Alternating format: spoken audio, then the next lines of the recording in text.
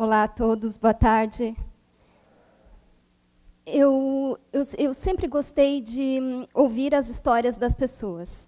Eu achava que cada uma tinha particularidades e diferenças, e era tão especial que dava assim lindos livros.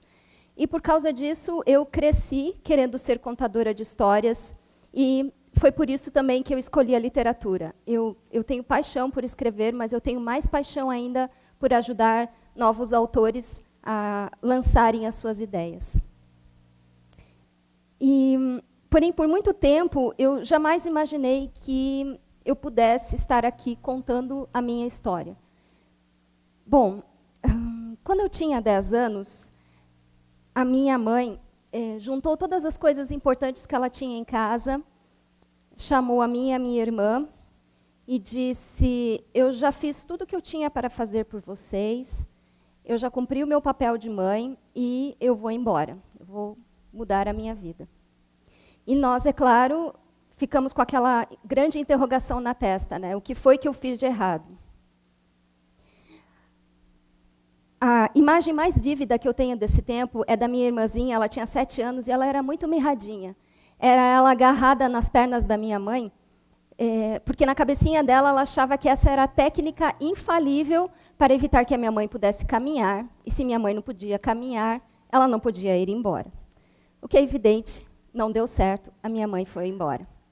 Nessa época, eu já era uma adolescente, uma pré-adolescente muito complicada, mas dos 10 anos aos 14 anos, eu me tornei verdadeiramente difícil.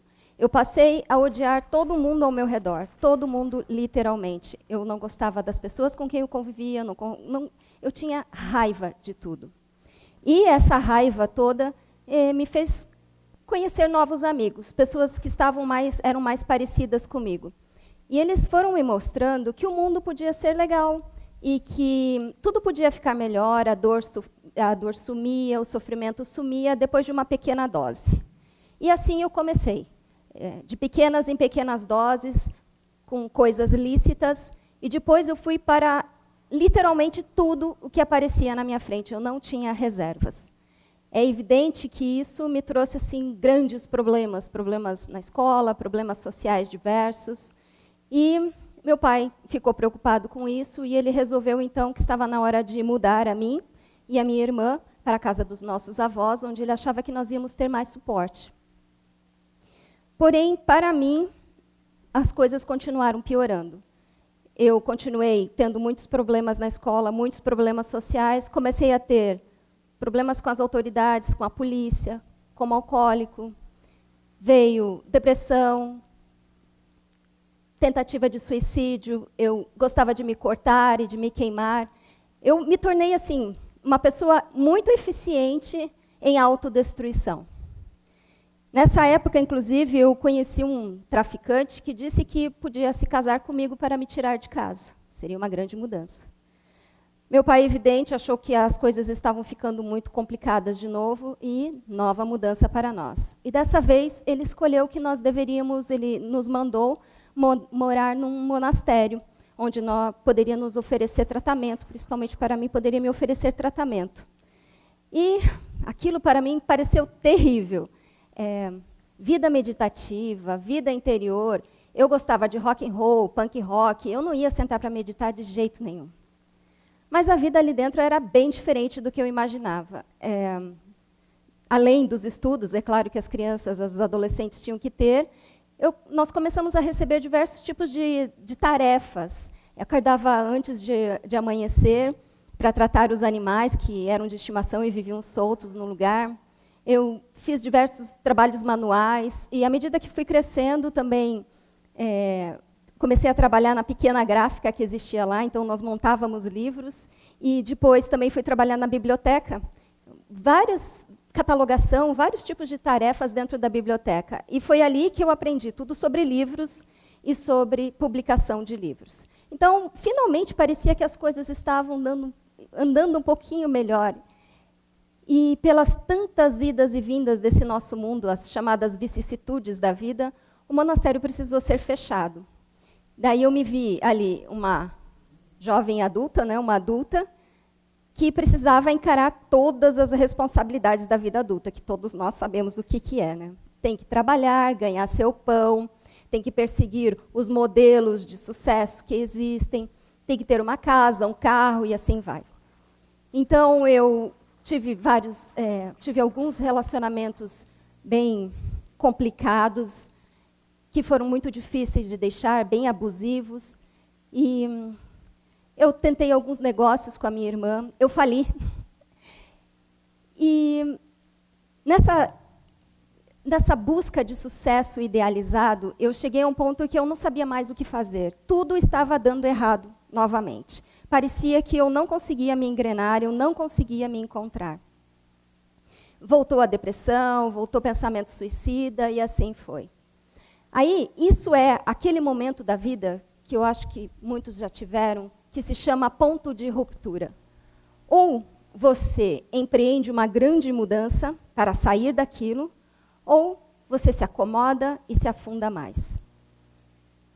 O que eu quero ilustrar com a minha história? Que existem duas formas de nós nos relacionarmos com as mudanças. Uma delas é nós sermos passivos. A outra é nós sermos ativos. Eu acredito que todos nós já ouvimos aquela frase, seja protagonista da sua própria história.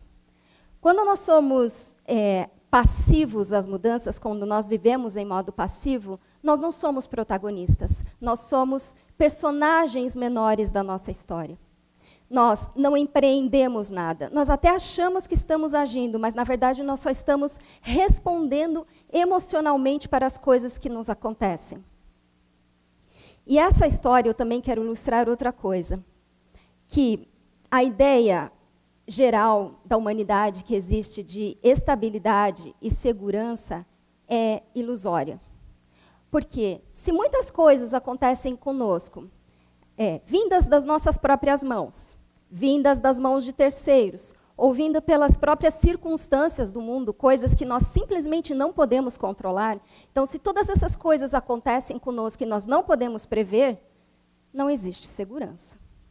E se não existe segurança, não existe nenhuma garantia de estabilidade, porque nós temos que empreender um trabalho, saindo da passividade para a atividade.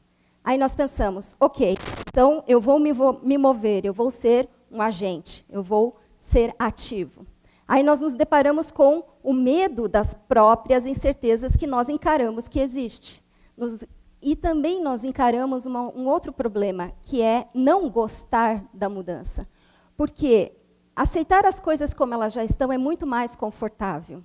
Nós conseguimos viver muito melhor com a ideia de passado ou com aquela ideia de segurança de que tudo é como sempre foi e deve ser.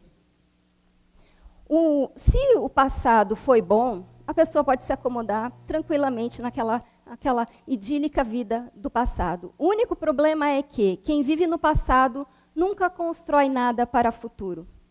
Ele nunca vai para frente, ele nunca evolui.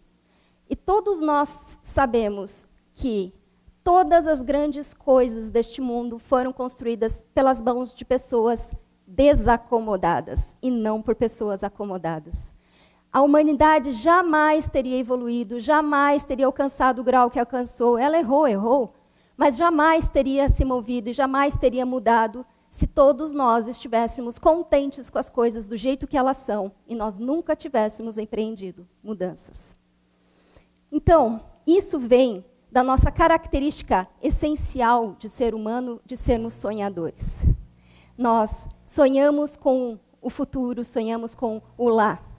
O problema da passividade, quando nós sonhamos, é que o nosso sonho está sempre lá longe, longe, longe, inalcançável. E nós não vamos em direção a ele. Daí as pessoas vêm e nos dão aquele conselho. Tudo que você precisa na sua vida é criar uma meta. Crie uma meta, coloque ela no seu alvo e persiga. Não olhe nem para os lados nem para trás. E ok, isso é ótimo se você sabe exatamente onde você está e exatamente onde você quer ir. Mas vamos combinar que nós nem sempre sabemos onde queremos ir e nós nem sempre sabemos onde nós estamos. Então, daí isso nos limita, nós ficamos ali parados olhando para longe. talvez o que nós pudéssemos fazer, então, ao invés de pensar em uma meta, é pensar no horizonte. Usar a metáfora do horizonte. Ele é enorme, está lá longe, muito distante, e nós estamos sempre focando nele, sempre olhando para ele. É evidente que para nós irmos em direção a ele, nós precisamos fazer alguma coisa. Isso quer dizer, nós temos que nos mexer. E quando nós começamos a nos mexer, nós começamos a aceitar muitas coisas novas. Nós conhecemos pessoas novas, uma aqui, outra ali. Nós vamos conhecendo características novas das coisas, nós vamos aumentando a nossa perspectiva, a nossa percepção acerca do mundo. Nós vamos aprendendo muito acerca do mundo e acerca de nós mesmos. E quando nós fazemos isso, nós evoluímos junto com a própria mudança, nós mudamos com a própria mudança. Daí vem aquela questão que é, por que queremos mudança e por que devemos querê-la? Porque mudança é sempre desafio, sempre é um desafio. E todo o desafio nos desacomoda, nos move, nos coloca alerta, nos faz nos mexer. E quando nós fazemos isso, nós aprendemos, nós melhoramos, nós evoluímos. E quando nós evoluímos, o mundo todo evolui conosco. Obrigada.